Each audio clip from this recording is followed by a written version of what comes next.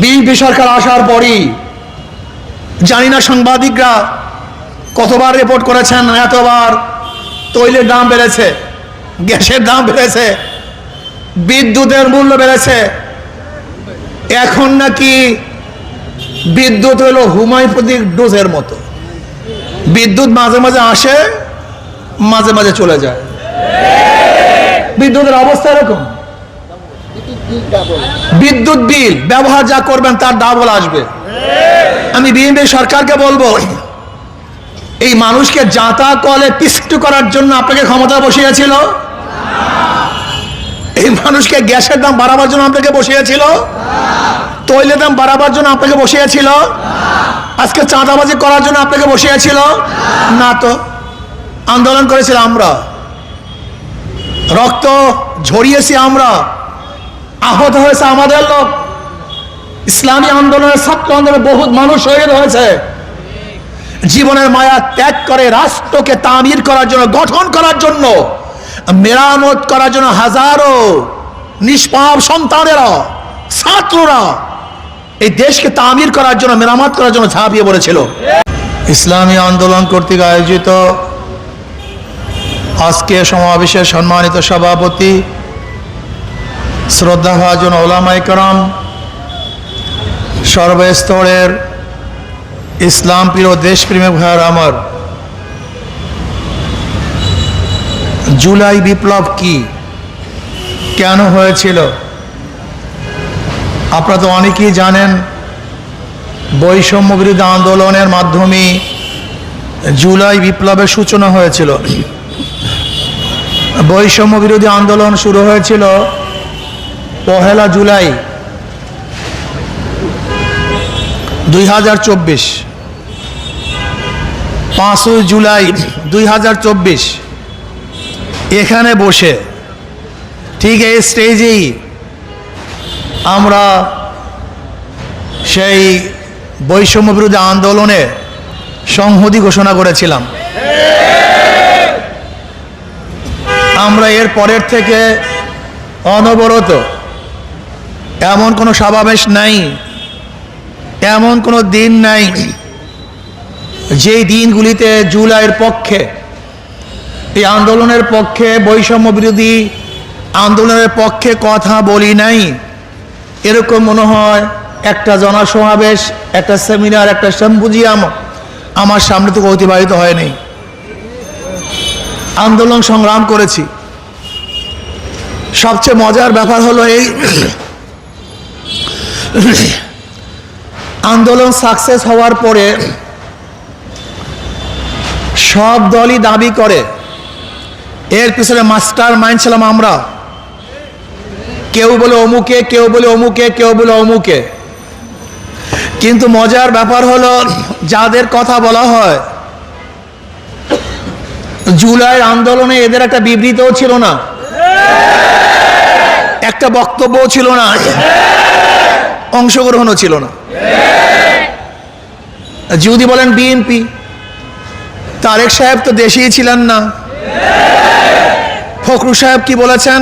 এই আন্দোলন আমাদের না। এমনকি কোন লিডাররা সামনে ছিল, একটা ছবি আমাকে দেখান। বিএনপির কোন এক লিডার এই আন্দোলনের সামনে ছিল, সম্মুখে ছিল, একজন দেখান আমাকে। না বিএনপির ছিল, না ছাত্র দলের ছিল। আবার শুনলাম জামাত বলে যে আন্দোলনের মাস্টার মাইন্ড আমরা। আমি তো মনে করি জুলাই বিপ্লবের আগে শফিক সাহেবকে এদেশের মানুষ ভালো মতো চিনতই না। এটাই বাস্তবতা। ওনাকে ভালো মতো চিনতেন না, উনি বের হতে পারতেন না। আমাকে দেখাতে পারবেন না জামাতের কোন লিডার কোন মিছিলের সম্মুখে ছিল, আন্দোলনের সম্মুখে ছিল, এমনকি শিবিরের কেউ সামনে ছিল। একটা ছবি আমাকে দেখান। যদি আন্দোলন সাকসেস না হইতো তাহলে তাদের বের হওয়ার হাজারো পথ ছিল। আওয়ামী লীগকে বলতো এর সাথে আমরা সম্পৃক্ত না, আমরা আপনাদের পক্ষে ছিলাম। আমরা আন্দোলনে ছিলাম না। শুধু কি তাই, আজকে জুলাই বিপ্লব নিয়ে অনেকে বহুত সুন্দর বক্তব্য দেন, অথচ আমরা দেখেছি 3 তারিখ 4 তারিখ আওয়ামী লীগের সাথে তারা বৈঠক করেছে। সেই ছবি আমাদের কাছে আছে। ইসলামী আন্দোলন বাংলাদেশে একমাত্র রাজনৈতিক দল যারা গোপনে কারোর সাথে হাতাহাত করে বা গোপনে কারোর সাথে কন্ট্যাক্ট করে আন্দোলন করে নাই, তারা রাজপথে সশরীরে উপস্থিত আন্দোলন করেছে। সবার বাঁচার পথ ছিল, কিন্তু আমাদের বাঁচার কোনো পথ ছিল না। আপনারা বলেন কি বাঁচার পথ ছিল? আপনি দেখুন, তখনকার জমানার আওয়ামী লীগের বিরুদ্ধে আমি যে বক্তৃতা করেছি, সেই বক্তৃতা দেখলে শুনেন, আমরা স্পষ্ট বলেছিলাম আমাদের ফয়সালা হবে রাজপথে, এসি রুমে আমাদের কোনো ফয়সালা হবে না। আমরা বলেছিলাম দাবি এক, দাওয়া এক, শেখ হাসিনার পতনের বাইরে আমরা কোনো দাবিও তুলতে চাই না, কোনো বক্তব্য দিতে চাই না। আমাদের শুধু দাবি হবে শেখ হাসিনার পতন, তার বিদায়। 4 তারিখ ঘোষণা দিয়েছিলাম, 4 তারিখ ঘোষণা দিয়েছিলাম শাহবাগে, আগামীকাল সোমবার যা যা কিছু আছে সব নিয়ে আগামীকাল রাস্তায় ঝাঁপিয়ে পড়বেন। সেই 5 তারিখ শেখ হাসিনার পতন হয়েছিল। আজকে অনেকে বক্তব্য দেন, অনেকে রাজা হয়েছেন, প্রাইম মিনিস্টার হয়েছেন, মন্ত্রী হয়েছেন, ক্ষমতায় গিয়েছেন, কিন্তু আমরা যারা রাস্তায় ছিলাম, বুলেটের সামনে ছিলাম, ট্যাঙ্কের সামনে ছিলাম, নিজের গলার মধ্যে ফাঁসির রশি ঝুলবে এই তোয়াক্কা করি নাই, এই চিন্তা ভাবনা করি নাই। দেশকে বাঁচাবার জন্য, ইসলামকে বাঁচাবার জন্য, মানুষের বৈষম্য দূর করার জন্য, মানুষের অধিকারকে ফিরিয়ে দেওয়ার জন্য জীবনের মায়া ত্যাগ করে, সন্তানের মায়া ত্যাগ করে রাস্তায় ঝাঁপিয়ে পড়েছিলাম। আজকে বাংলাদেশের জনগণের গ্রেফতারি করবেন, গ্যাসের দাম বাড়াবেন, তৈলের দাম বাড়াবেন, মানুষকে খুন করবেন, হত্যা করবেন, বাংলাদেশের মানুষ সহ্য করবেন ইনশাআল্লাহ।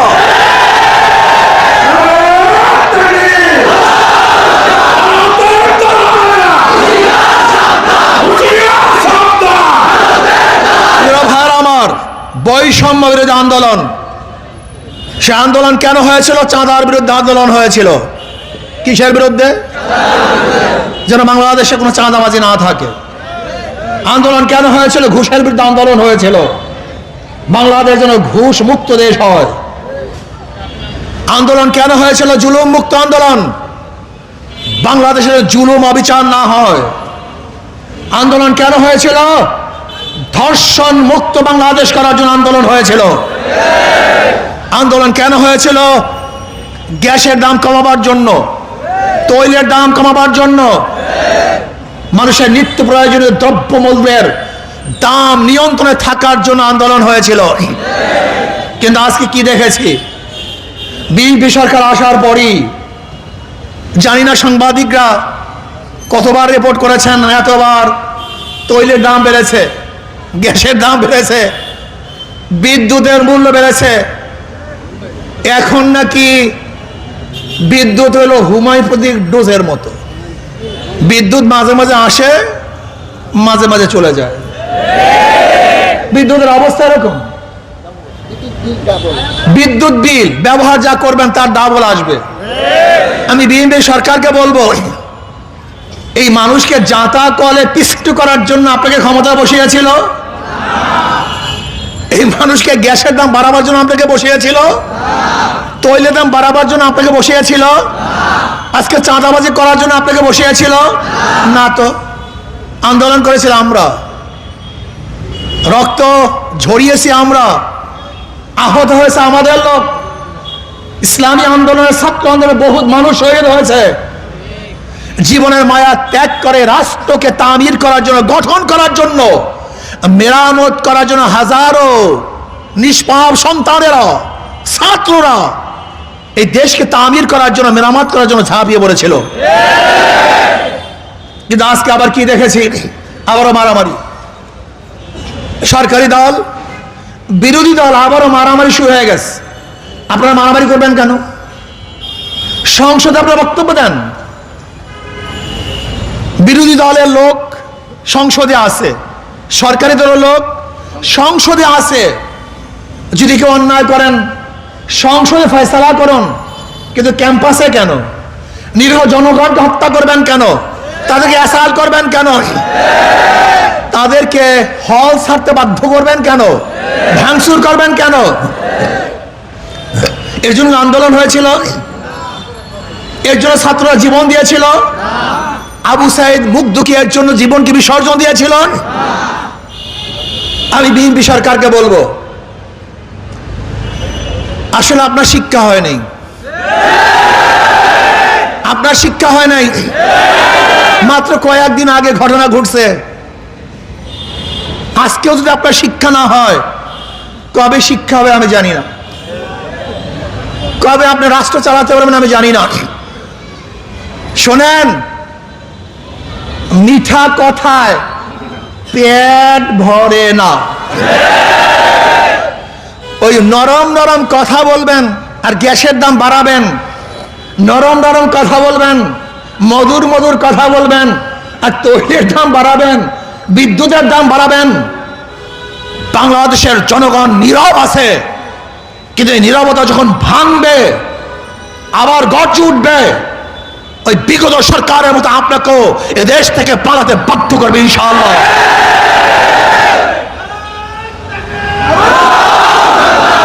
ইসলামী আন্দোলন বাংলাদেশ, ইসলামী আন্দোলন বাংলাদেশ ভেসিসের বিরুদ্ধে আন্দোলন করেছে কোনো স্বার্থের জন্য নয়। আমরা স্বার্থ পাইও নাই, নেইও নাই, স্বার্থের জন্য ঘুরিয়েও নাই কারোর পিছনে। আমরা ঘুরেছি ইসলামের জন্য, দেশের জন্য, মানবতার জন্য। এর জন্য আমাদের কেউ শত্রু না, কেউ বন্ধুও না, আমাদের কেউ বন্ধুও না। ভালো কাজ করবেন বন্ধু, যদি খারাপ কাজ করেন, ইসলামের সাথে গাদ্দারি করেন, দেশের জনগণের সাথে বেঈমানি করেন, আবার যদি হত্যা হয়, গুম হয়, খুন হয়, আমার মারা ধর্ষিত হয়, আবারও যদি নির্বিচারে বাংলাদেশের জনগণের জীবন অকাতরে ঝরে পড়ে, যদি বাংলাদেশের মানুষ বিধবা হয়, আমার মা বোনরা বিধবা হয়, ধর্ষিত হয়, তো আবার আন্দোলন হবে, সংগ্রাম হবে। আপনাকে রাখবেন ইনশাআল্লাহ।